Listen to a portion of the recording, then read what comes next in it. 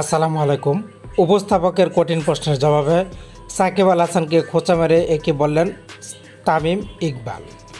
আজকে বাঁচা মরার ম্যাচে মুখোমুখি হয়েছিল রংপুর রাইডার্স বনাম ফরচুন বরিশাল, যেখানে বরিশালের অধিনায়ক তামিম ইকবাল টসে জিতে সাকিব আল হাসানের রংপুর রাইডার্সকে ব্যাটিংয়ের আমন্ত্রণ জানান।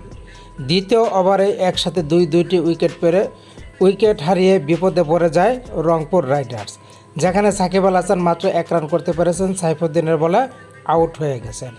এরপর আর ঘুরে দাঁড়াতে পারেনি রংপুর রাইডার্স। আসা যাওয়ার মিছিলে ব্যস্ত ছিল তাদের ব্যাটাররা। শেষ দিকে গিয়ে তাদের দলের শামীম পাটোয়ারি তিনি একটি দুর্দান্ত সাইক্লোন ইনিংস খেলেন, যার কল্যাণে রংপুর রাইডার্স কিন্তু 20 ওভারে 149 রানের মাঝারি স্কোর দাঁড় করায়।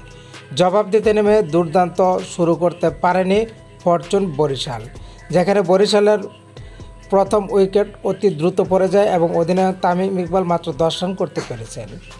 এরপরে যেন ঘুরে দাঁড়ায় ফরচুন বরিশাল, যেখানে মুশফিকুর রহিম এবং সৌম্য সরকার দুইজনে দুর্দান্ত ব্যাটিং করেন।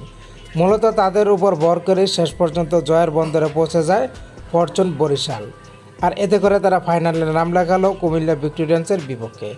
এদিকে ম্যাচ শেষে উপস্থাপকের প্রশ্নের জবাবে তামিম ইকবাল বলেছেন, ম্যাচটি জিততে পেরে আমরা খুব আনন্দিত। ম্যাচটি খুব চমৎকার ছিল। বরিশাল এত ভালো দল, তারা আরও ভালো করতে পারত, কিন্তু তাদেরকে সেই সুযোগ দেওয়া হয়নি।